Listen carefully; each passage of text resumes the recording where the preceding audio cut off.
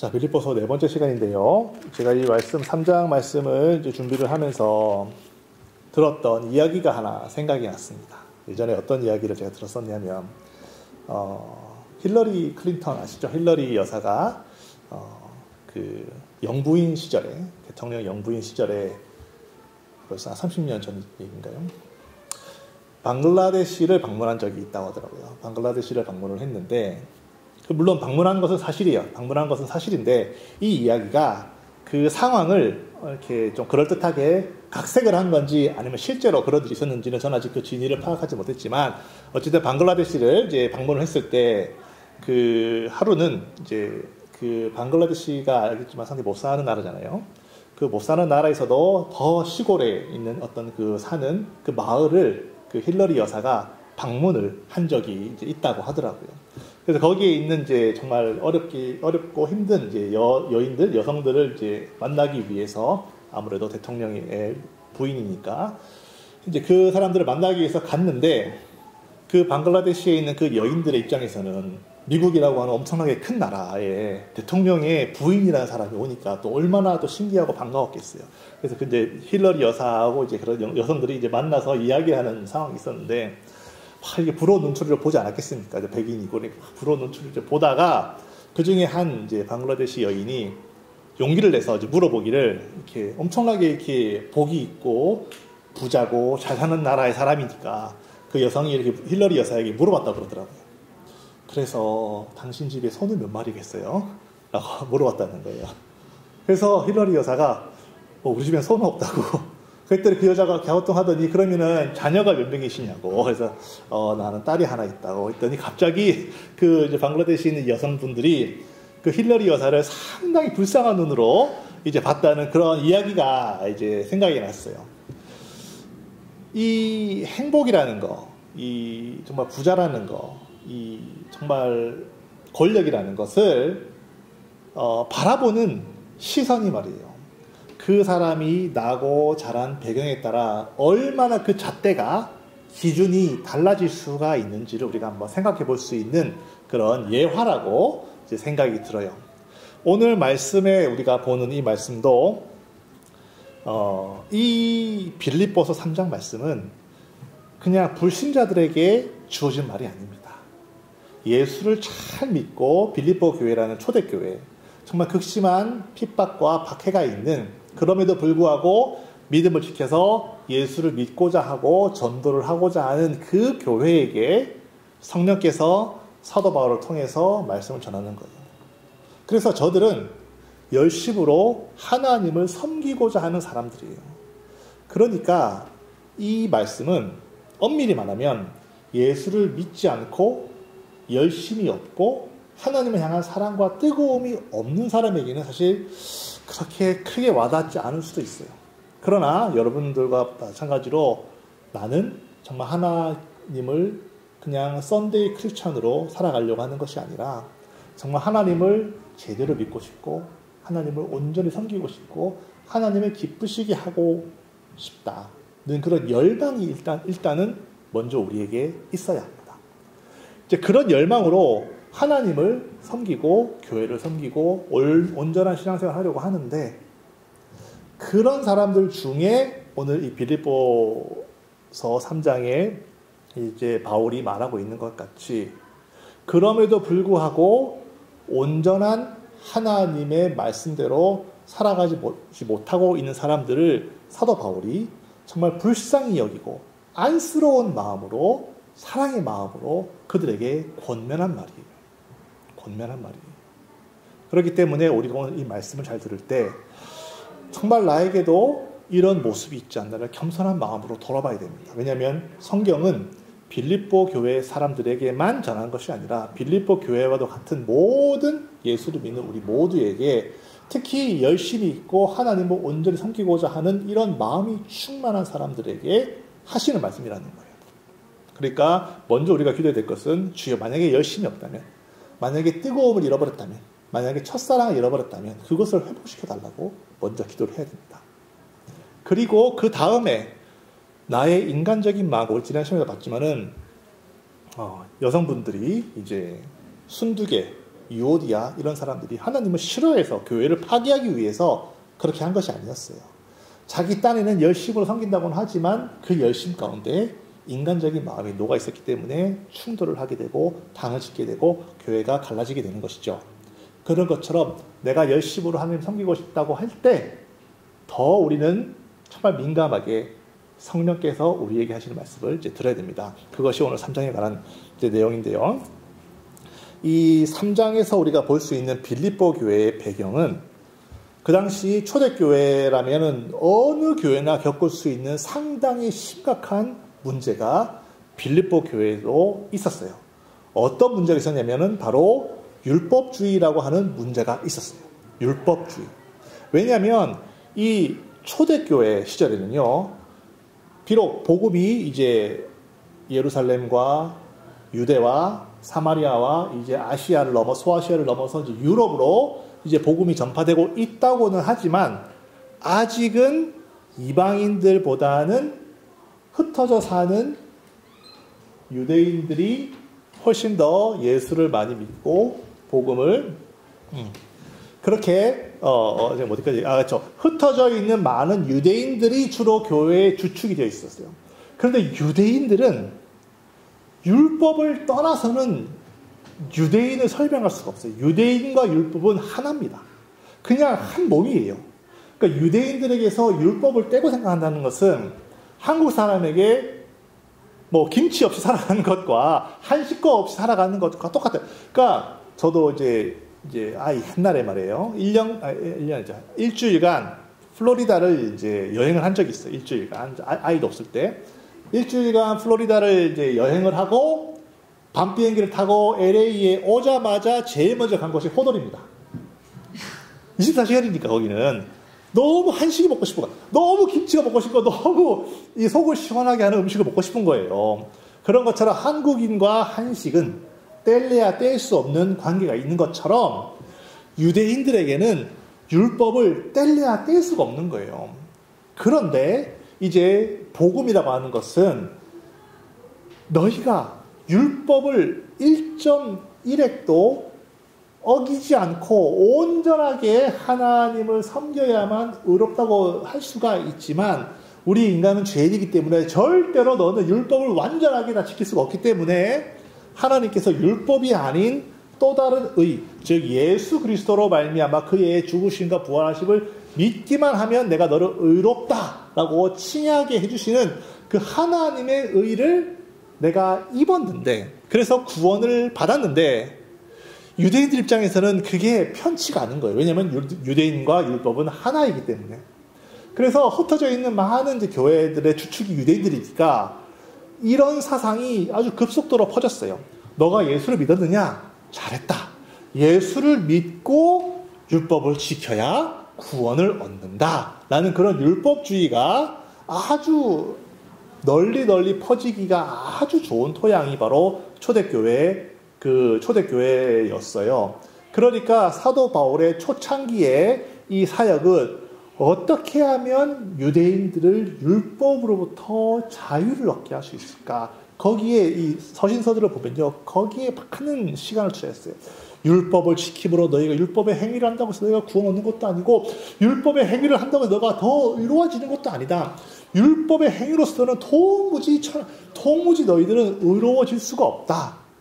너희가 이것을 지키고 저것을 지키고 이런 율례를 지키고 저런 규율을 지키고 저런 규칙을 지키고 안식일을 지키고 할례를 지킨다고 하여 그 의가 태양처럼 빛나는 예수 그리스도의 그 의에는 눈곱만큼도 미칠 수가 없다는 얘기를 계속 하는 거예요. 바울은. 그럼에도 불구하고 초대교회는 율법과 하나가 된 유대인들이 대다수였기 때문에 여전히 율법주의라고 하는 정말 이 망령을 속히 걷어내기는 쉽지가 않았던 것 같아요. 그래서 사도 바울은 그 율법주의자들에 대해서 이렇게 말을 하고 있어요. 그들을 개 같은 자들이라고 표현을 하고 있어요. 참 이게 사람이 좀 이렇게 좀 성화가 돼야 될 텐데, 그러니까 그런 게 아니고요. 개의 습성이 그렇다는 거예요. 개의 습성은, 저는 개를 키워본 적이 없어서 잘 모르겠지만 이제 이 문헌을 보니까 개는 이런 습성이 있대요. 자기가 먹다가 토한 것을 핥아서 다시 먹는 그런 습성이 있대요. 그래서 개라고 표현하는 거예요. 우리 같은 그런 게 아니라 개라고 표현하는 이유는 율법주의는, 율법이라고 하는 것은 유대인들 너희가 도무지 소화할 수가 없어서 토해낸 것이 아니냐. 토해내고 하나님께서 새로운 양식, 예수 그리스도를 주었는데 그 양식을 먹더니 다시 토한 곳으로 돌아가서 그걸 또 먹고 있냐. 그렇기 때문에 그들은 개 같은 자들이다 라고 표현을 한 거예요. 이게 어감상 좀 그렇긴 하지만, 그래서 2절에 율법주의자들을 개라고도 표현을 하고 악한 자라는 거예요. 행악. 왜냐면 왜 악한 자들이냐면 자기들만 구원받지 않고 끝나면 좋을 텐데 자기들만 구원에서 떨어져 나갈 뿐만 아니라 남들까지도 구원 얻지 못하게 만든다는 거예요. 율법을 강조하다 보니까 율법을 지키지 못하는 사람이 100번 나옵니다. 100이면 100% 나옵니다. 그러면은 그 사람들의 믿음이 연약해지고 얼마나 자괴감이 들며 얼마나 하나님 앞에 부끄럽겠어요. 내가 예수 믿는다고 나와놓고서 교회에서 이거 해라 저거 해라, 뭐 안식일도 지키고 이것도 하고 저것도 해라. 나는 안 되거든. 그러면요 마음이 확 무너집니다. 하나님은 나를 버리셨나 봐. 하나님은 나에게 관심이 없나 봐. 이러니까 내가 기도 응답이 없지. 내가 무슨 그리스도인이야. 나 같은 것도 필요 없어. 이렇게 자존감을 막 낮춰가지고 결국에는 자기만 지옥 갈 것이지 남까지 지옥 가게 만드는 거예요. 그게 바로 행악하는 자라는 거예요. 칼을 들고 사람의 돈을 뺏고 사람의 목숨을 빼앗아서만 살인자인가 강도인가 그렇지가 않아요. 그 사람의 영원한 처소를 천국에서 지옥으로 바꿔버리는 것, 이것이 가장 극악무도한 자 아닙니까? 바로 그런 자들을 행악하는 자, 즉 율법주의자들을 그렇게 표현하고 있어요. 얼마나 사도 바울이 한이 맺혔으면 이렇게 얘기하겠어요. 그렇죠? 행악하는 자들을 삼가고 몸을 상해하는 일. 율법을 하다가 더 이상 못하면은 자기 몸을 학대하기 시작하는 거예요. 자기 몸을 때리고 피를 내게 하고 무릎으로 계단을 108개, 800개의 계단을 무릎으로 기어 올라가면서 이렇게 하면 하나님이 용서해 주시겠지. 자기 몸을 상하게 하는 거예요. 하나님의 의와는 아무 상관이 없어요. 하나님 그렇게 하라고 한 적도 없어요. 그런데 그렇게 자기 자신을 얽매여가지고 내가 무릎이 부러지는 한이 있더라도 내가 하나님의 은혜를 얻고 싶다. 그런 인간적인 마음은 나야겠어요. 하나님의 은혜를 얻고자 한다면 예수를 믿어야 된다는 거예요. 내 무릎이 부서지는 것과는 하나님의 은혜를 얻는 것과는 아무 상관이 없는데도 자기도 그렇게 하면서 너도 이렇게 하라고 자꾸 하는 거예요. 몸을 상해하는 일, 이런 자들이 다 율법주의자들이고 육체를 신뢰하는 자들, 이런 사람들이 이제 율법주의자라고 하는 것이죠. 그래서 초대교회 때는 이런 율법주의자들이 아주 많은 해악을 이제 교회들에게 끼쳤는데, 다시금 이제 오늘날 우리의 경우를 생각해 보더라도 기독교 2000년 역사 동안요, 이런 율법주의자들은 사라졌을까요? 사라지지 않았어요. 2000년 역사 동안 계속 있어 왔고요. 지금도 이런 율법주의자들이 교회 안에서 있다는 거예요. 그때나 2000년 동안이나 지금이나 이런 율법주의자 때문에 우리 교회에 많은 이제 해악을 입고 있어요. 그것을 바울이 그 당시에도 경계를 하고 있고, 성령께서는 이 말씀을 통해서 오늘날 우리 성도들에게도 경계를 하고 계시는 것입니다. 그래서 율법주의자들의 오늘날 율법주의자들의 특징이 뭐냐면은 이런 특징이 있어요. 여러분들 기억나실런지는 모르겠지만 마가복음 3장에 이런 사건이 있었어요.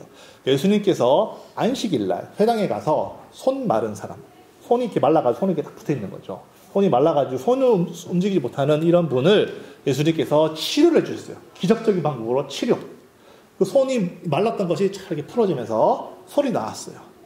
그러면 정상적인 인간의 반응이라면 대단하다, 할렐루야, 아멘, 축하해, 너 손 때문에 괴로웠는데 이제는 손이 정상이 됐으니 기쁘겠네, 너무 잘 됐다 라고 말하는 것이 정상인데, 그때 바리새인들은, 그때 위선자들은, 그때 율법주의자들은 뭐라고 얘기했냐면, 아니 일주일 중에 다른 6일도 많은데 왜 하필 안식일날 손을 고치느냐라고 예수를 핍박을 했어요.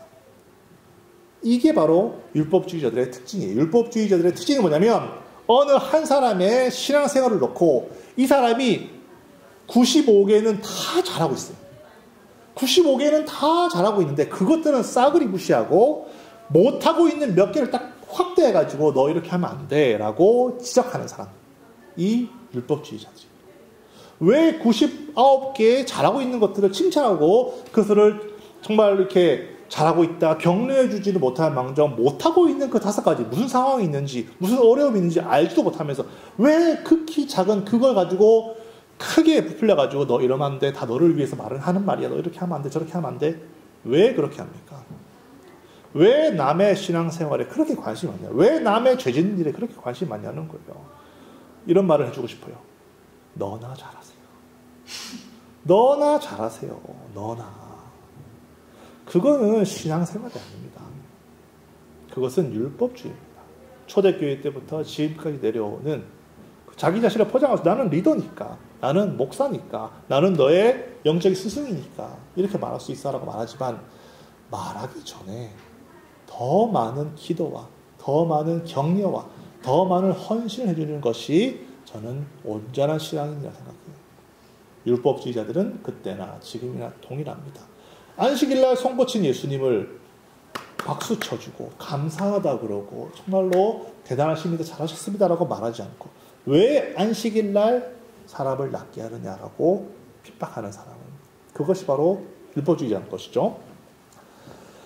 그리고 율법주의자들은 하나님의 뜻을 들먹이면서 자기 말을 따르도록 하는 독선적인 형태가 있습니다. 우리 주변에서 많이 볼 수 있죠.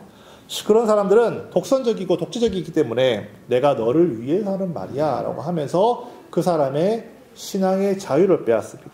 그 사람의 신앙의 자유를 빼앗기 때문에 그 사람의 신앙의 자유가 빼앗기면 가장 첫 번째로 드러나는 우리 신앙생활의 가장 첫 번째로 나타나는 특징이 뭘까요? 자유가 없으면 뭐가 없어요, 여러분? 자유가 없어 보신 적이 하나 없군요. 3장 1절에 이런 말이 있어요. 왜 바울이 이런 말을 했을까? 끝으로 나의 형제들아, 주 안에서 기뻐하라. 자유가 빼앗기면요, 가장 먼저 우리 안에 기쁨이 사라집니다.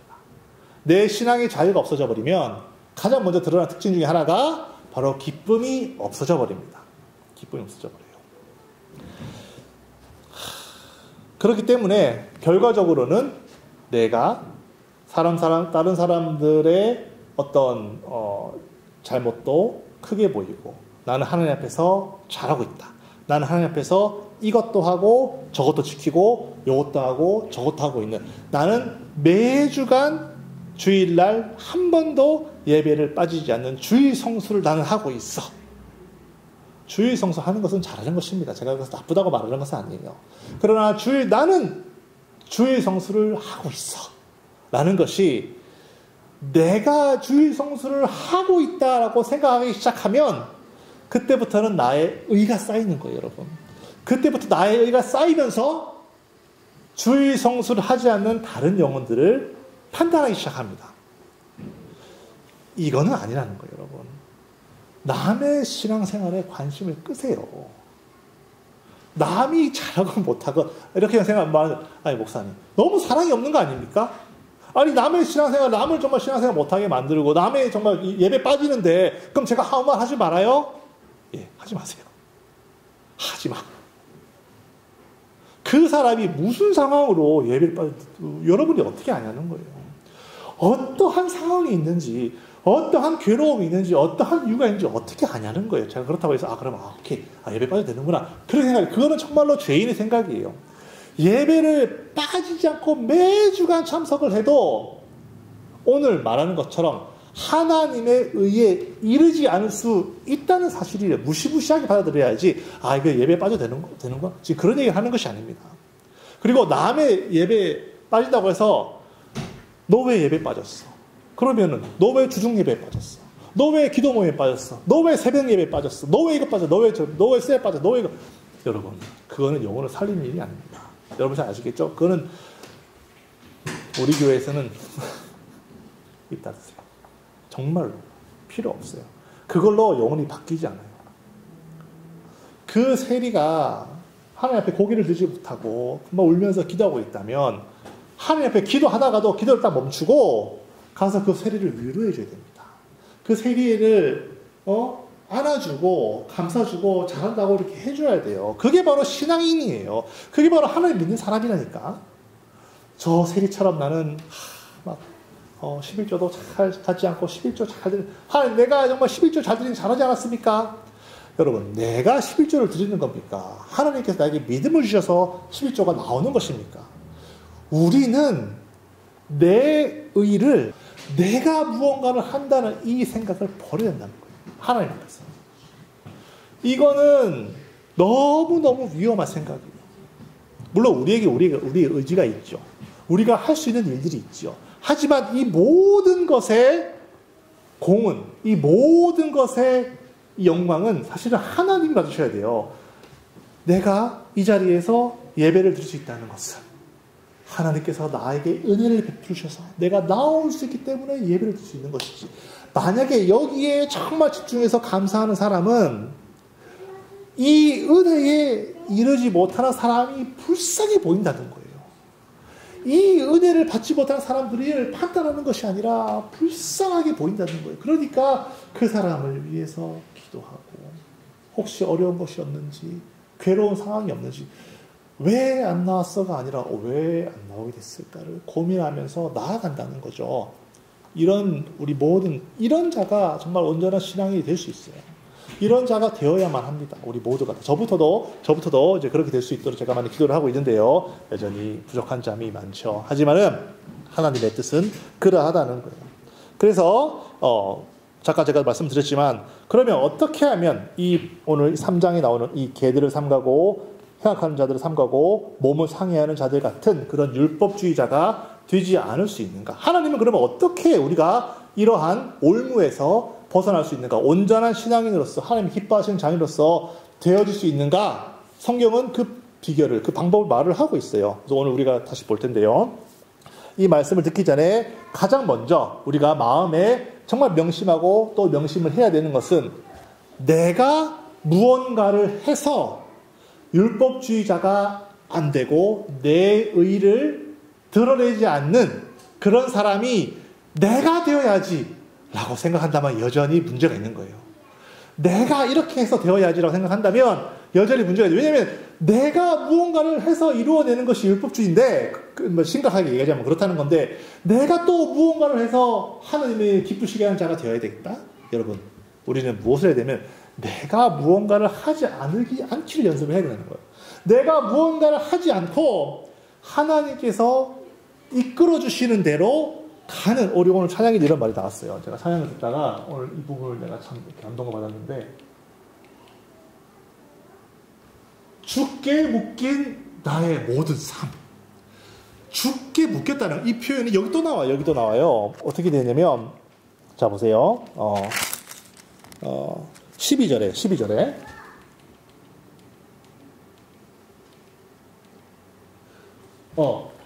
오직 내가 그리스도 예수께 잡힌 바 된, 예수께 잡혔다는 거예요.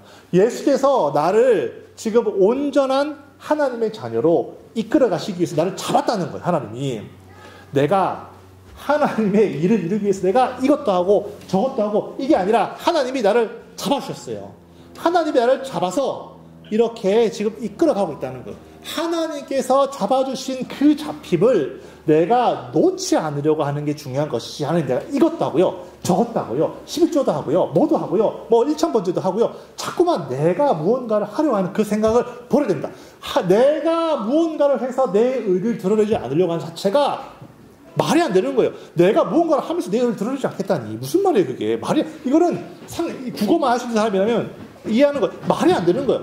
내가 무언가를 하려는 것이 아니라 하나님이 잡아주신 그것을 내가 정말로 잘 따라가야 되겠다라고 생각하는 것이 가장 옳은 방법이에요. 하나님이 때로는 나를 불가운데로 물가운데로 인도하실 수도 있어요. 그것이 싫다고 버티기는 것이 아니라 오히려 하나님께서 나를 인도하신 그것이라면 내가 잘 붙들어서 내가 하나님께서 가시는 대로 내가 잘 따라가야 되겠다. 그런 생각이 옳은 생각이지, 내가 그럼 오늘부터 내가 무엇을 해야 될까? 내가 하나님의 의를 들어야겠다. 무엇을 해야 될까? 이런 생각은 싸그리 다 머릿속에서 비우시기 바라요. 그러면은 어떻게 하느냐? 자, 내가 할 수 있는 가장 첫 번째 방법은 이것입니다.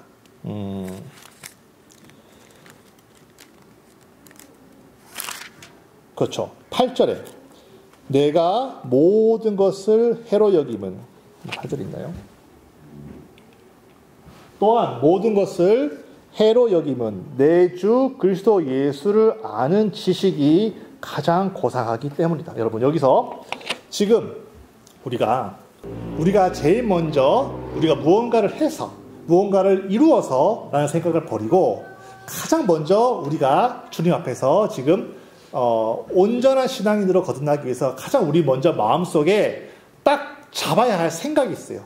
딱 잡아야 될 생각은 뭐냐면, 내가 11조를 하는 것보다, 내가 주일 성수를 하는 것보다, 내가 새벽 기도를 매일 하고 40일 금식 기도를 하는 것보다 훨씬 더 고상하고 훨씬 더 하나님 기뻐하시는 것은 내가 예수 그리스도를 아는 지식을 갖고 있다는 그것이 다른 그 어떠한 헌신과 다른 그 어떠한 것보다 훨씬 더 고상하고 하나님이 가장 바라시는 것이라는 사실을, 정말로 이 사실을 믿고 확신을 거해야 되는 거예요. 우리는 은연중에 예수 그리스도를 아는 지식보다 누군가가 40일 금식 기도했다 그러면 이걸 엄청나게 크게 보는 경향성이 있어요. 이게 바로 인간적인 눈이에요. 여러분, 절대 그렇지 않아요. 절대 그렇지 않아요. 40일 금식 기도를 했다고 해서 이것이 내가 예수 그리스도를 아는 지식보다 고상하나? 천만의 말씀이에요. 이거를 완전히 우리를 깨부셔야 됩니다. 이게 저에게는 가장 힘들었었어요. 정말로 이 사람들이, 저는 정말 새벽 기도, 저에게는 40일 금식 기도는 해본 적은 없지만 금식 기도보다도 더 힘든 것이 뭐다? 저에게 있어서는 새벽 기도였어요. 왜냐하면 저는 아침잠이 엄청 많은 사람이에요.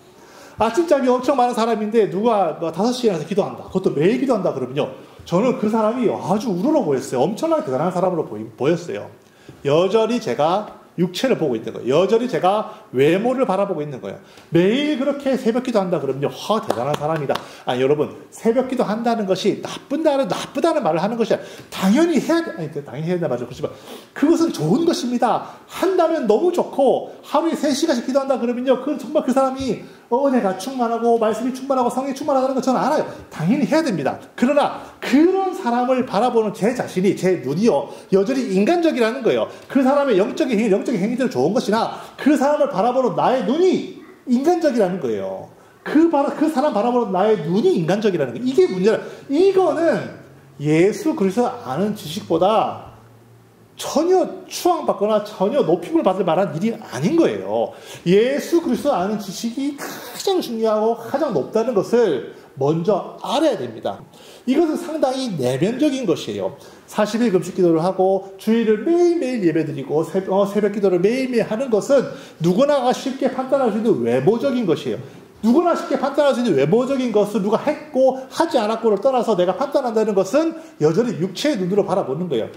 그 사람 속에 있는 예수 그리스도 아는 그 지식이 있는 것, 그것이 그 사람을 정말로 대단하고 정말로 놀랍고 정말로 이 사람 온전한 신앙인이라고 판단할 때 근거가 돼야지, 눈에 보이는 어떤 것을 가지고 판단한다? 그게 바로 율법주의 아니겠어요? 우리는 왜 그러냐면요, 우리 마음속에 이런 것들이 더 대단하게 보인다는 거예요. 여전히 이런 것들이 더 대단하게 보인다는 거예요. 여전히. 그러니까 율법주의자가 될 수 있는 여러 가지 가능성이 있는 거예요.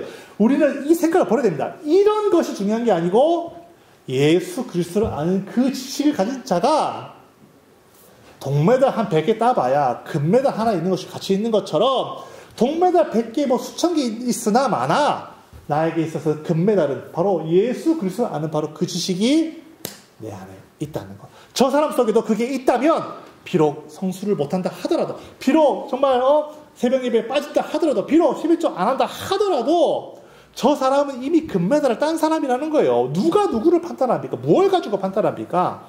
판단할 수가 없어요. 왜냐하면 하나님만 아시는 내 속에 중심이 있기 때문에. 그것을 온전히 믿는 사람은 남들도 그렇게 대합니다. 저 사람 속에 하나님 살아계시다. 저 사람 속에 예수 그리스도가 있다. 누가 누구를 판단합니까? 누가 누구에게 그런 얘기 하냐는 거예요. 이런 거는 당연히 우리 삶 가운데 깨져버려야 되는데, 그렇게 하기 위해서 첫 번째 단계가 뭐다? 예수 그리스도 아는 그 지식이 가장 고상하다는 거예요. 비록 저 사람 믿음이 연약해요. 주일도 좀 빠지기도 하고 술도 좀 홀짝홀짝 마시는 것 같고 이상하다는 거예요. 하지만 저 사람 속에 빛나는 예수 그리스도가 있다면 괜찮은 거예요. 판단하면 안 되는 것입니다. 대단한 사람이에요.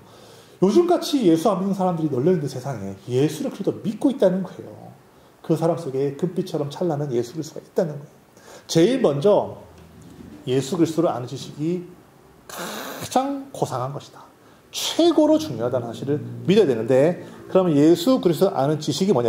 12절에 10절에 좀 더 자세하게 예수 그리스도를 아는 지식이 뭐냐를 가지고 세 가지로 얘기를 하고 있어요. 10절에 바울이 이렇게 말하고 있습니다. 10절에 내가 첫 번째로 그리스도와, 두 번째로 그 부활의 권능과, 또 세 번째로 그 고난의 참여함을 알고자 한다. 즉 예수 그리스도를 아는 지식이 가장 고상하다고 했는데, 그 예수 그리스도를 아는 지식이 뭐냐? 예수 그리스도를 안다는 말은 그냥 누군가 이름만 안다는 것이 아니라, 남편이 아내를 알듯이, 아내가 남편을 알듯이, 부모가 자식을 알듯이 이렇게 한 집에서 같이 살면서 날마다 같이 먹고 마시고 하는 이런 모든 것들을 통해서 나는 이 사람을 확실하게 안다는 거예요. 그 그 체험이 있는 그 알을 바로 예수 그리스도를 아는 삶이라는 거예요. 예수 그리스도를 아는 지식이라고 하는 거예요. 예수 그리스도를 아는 지식은 그냥 뭐 교리 몇 개 알고 뭐 성경 말씀 몇 장 이렇게 외워가지고 예수 그리스도를 아는 지식이라고 말하는 것이 아니라, 더 엄밀하게 말하면 저 사람이 예수 그리스도와 함께 살고 있는 흔적이, 체험이 있느냐 없느냐를 가지고 저 사람에게 예수 그리스도를 아는 지식이 있다라고 말하는 거예요. 더 구체적으로는 그리스도를 알고 또 그 부활의 권능을 알고 그 고난에 참여함을 아는 것이죠. 그리스도를 안다는 것은 뭐예요? 첫 번째로 그리스도와 함께 산 그 체험, 예수와 함께 동행하는 그 삶에 대한 체험이 있느냐? 그 체험이 40일 금식 기도보다도 훨씬 중요하다는 거예요, 여러분. 그리고 그 부활의 권능, 저자에게, 저 사람에게, 저 영혼에게 정말 예수 그리스도 그 부활의 권능이 살아있느냐? 힘들고 어렵고 괴로운 그런 상황에서도 다시금 일어날 수 있는 그 기쁨을 회복하고 웃을 수 있고 한번 툴툴 털고 일어날 수 있는 그 부활의 권능이 저 사람에게 있느냐? 있다면 40일 금식기도 1000번째 그 모든 외형적인 것보다도 훨씬 더 이 사람에게 온전한 신앙인이라는 말을 할 수 있는 거예요. 왜? 그 부활의 권능이 그 사람 속에, 그 안에 예수 그리스도가 살아있기 때문에. 그 세 번째로 고난에 참여해요. 고난에 참여한다는 말은 예수 그리스도로 말미암아 받는 모든 핍박을 거부하지 않는다는 거예요. 내가 예수 그리스도 때문에 때로는 불이익을 당할 수 있어요. 내가 예수 그리스도 때문에 내가 어떤 정말 세상에서든 사회에서 내가 제가 여기서 다 일일이 다 얘기하지 않아도 여러분 다 경험하는 거 아닙니까? 예수 그리스도로 말미암아 받는 눈에 보이는 크고 작은 모든 영적인 일이든 육적인 일이든 받는 그 핍박을 거부하지 않는 거예요. 예수로 조롱받는 일이 있습니다. 십자가, 너 예수 믿는지 진짜 신기하다. 너 정신, 뭐 이렇게 핍박받을 수 있습니다. 그런 핍박을 거부하지 않는다면 그 사람은 40일 금식기도 한 것보다 훨씬 더 신령한 사람이에요. 훨씬 더 신령한 사람이라니까요. 지금 성경이 그렇게 말하고 있는 거 아닙니까? 예수 그리스도 아는 지식이 가장 고상하다고. 성경 어디에 40일 금식기도가 제일 고상하다고 그랬습니까? 성경 어디에 11조 하는 사람이 고상하다고 그랬어요? 성경 어디에 눈에 보이는 그런 모든 행위를 가지고 대단한 사람이라고 칭송하는 성경 구절 하나라도 있으면 가져와 보세요. 전혀 없어요. 오직 예수 그리스도를 품고 있느냐? 오직 예수 그리스도와 함께 살고 있느냐? 예수 그리스도의 그 흔적이 자기 몸에 있느냐? 그게 제일 중요하다는 거예요. 나 자신을 바라보는 눈도, 남을 바라보는 눈도 이제는 정말로 바뀌시기를 예수의 이름으로 축원합니다. 누가 가장 하나님 사랑을 받느냐? 내가 금식 기도를 해서, 내가 새벽 기도를 해서, 내가 뭐 11절을 해서, 주일 성수를 해서, 천만의 말씀. 그런 게 아니라는 거예요. 내가 날마다 예수 그리스도와 함께 했던 나의 지식들이 있느냐 없느냐. 아까 말씀드렸듯이 클린턴 여사를 바라보는 방글라데시 여인의 집에 소가 몇 마리 있어요. 자식이 몇 명이에요. 이걸 가지고 행복을 판단하느냐. 천만의 말씀. 클린턴 여사는 권력이 있는 여자예요. 소 몇 마리와 바꿀 수 없는 어마어마한 권력이 있었어요. 그런 것처럼 우리가 우리 스스로를 하나님의 사랑받는 자, 하나님께서 부르신 자, 하나님께서 함께 하시는 자, 온전한 신앙인, 그 기준이 무엇입니까? 소 몇 마리입니까? 자식 몇 명이에요? 천만의 말씀. 우리는 예수 그리스도와 함께하며 그 부활의 권능이 있고 그 고난에 참여해서 그 체험이 있는 그런 살아있는 영적인 체험인 사람이 훨씬 신령한 사람이라는 거예요. 그 신령한 사람이라면 그 누구도 판단해서는 안 됩니다. 저 사람의 행위라든지 저 사람이 보이는 어떤 것으로 인해서 판단을 멈추고 오히려 이 사람이 하나님의 사랑받는 자랍니다. 하나님의 형제 자매라는 사실을 여러분과 저가 뼛속 깊이 알고 믿고 섬길 수 있는 그런 여러분 되기를 예수의 이름으로 축원합니다. 그 지식을 얻기 위해서 바울은 이렇게 하고 있어요.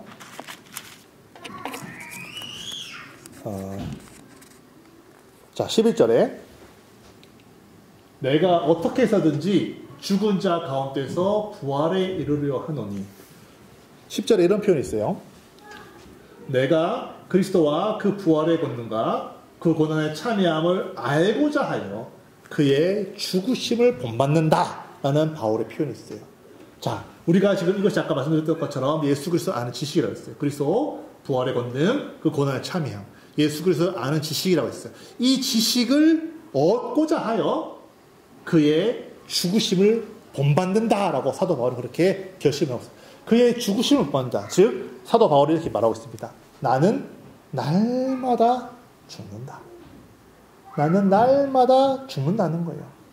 내 자아로 무언가를 하고 내 의지로 무언가를 하고 내 뜻으로 무언가를 하려는 이런 것들을 버리고 예수 그리스도가 하나님 아버지의 그 잔을 받아서 십자가에서 그 시뻘건 피를 철철 쏟은 그 죽으심을 나도 본받고 싶다는 거예요. 다른 방법이 없어요, 여러분. 우리는 헌금 안 해도 괜찮아요. 11조 안 해도 괜찮아요. 이렇게 말하면 좀 이상하게 생각하실 수 있지만 주일 성수가 주일 성수 하루 빠진다고 지옥 가는 거 아닙니다. 제일 중요한 것은 내가 날마다 그의 죽으심을 본받고 있냐는 거예요.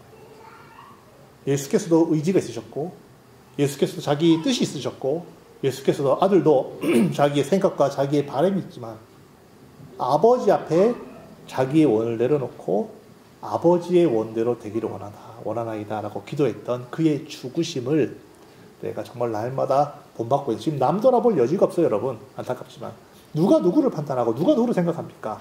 우리 스스로 생각해, 나를 생각해야 됩니다. 저도 부끄럽지만 날마다 그의 죽으심을 본받고 있냐? 아니요. 저도 지난주에 여러 가지 상황이 있었지만요. 나도 구글 같은 데 가고 싶다. 나도 아마존 회사 같은 데 가고 싶다. 그래서 좀 돈 좀 많이 벌고 싶고, 나도 좀 이제 렌트비티를 고민하지 않고, 나도 좀 내 집 갖고 내가 집 사고 싶다. 나도 이 차 리스하고 있거든요. 리스 생활 청산하고 내 차 사고 싶다. 기왕에 사는 거 차 2대 사고 싶다. 그런 생각으로 살았던 사람이에요.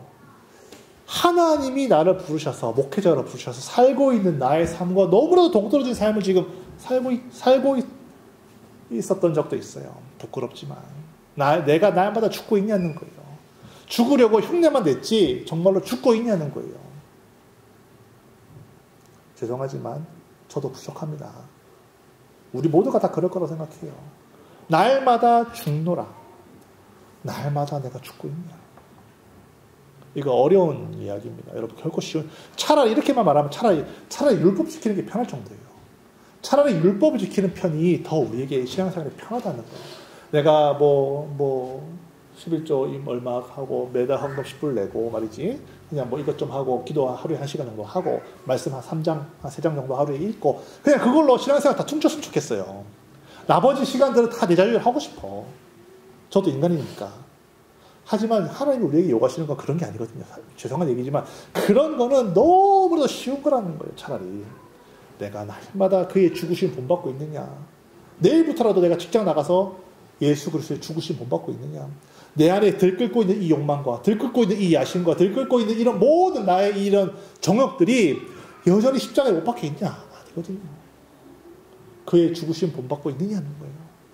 죄송하지만 우리는 오늘 정말 하나님 우리에게 하신 말씀 들어야 됩니다. 너의 체면을 생각하고 너의 욕심을 생각하고 너의 그것들을 생각하기 때문에 그 눈으로 남을 바라본다는 거예요. 기독교인들 바라본다는 걸 판단하고 뭐하고 지금 우리 그걸 다 끊어야 됩니다. 나 스스로 내가 날마다 정말 바울이 고백했던 것처럼 나는 날마다 죽노라 라고 고백했던 이 바울의 고백처럼 그 고백이 정말 성경이 우리에게 하시는 말씀이고 여러분과 저의 정말 내 영혼의 고백이 되기를 예수의 이름으로 축원합니다. 그래서 내가 날마다 예수와 동행함으로 나도 모르게 그분의 향기가 내 몸에 배어서 내가 예수의 향기를 만들어내는 사람은 아니잖아요. 예수와 동행하니까 예수의 향기가 내 몸에 배어서 그 향기가 나오는 것 뿐이죠. 내가 억지로 향수를 만들어내는 사람은 아니잖아요. 오직 예수와 동행할 때만 그분의 향기가 내 몸에 배어서 그 향기를 드릴 수 있는 것처럼 날마다 예수님과 동행하는 그런 여러분과 저가 되기를 예수의 이름으로 축원합니다.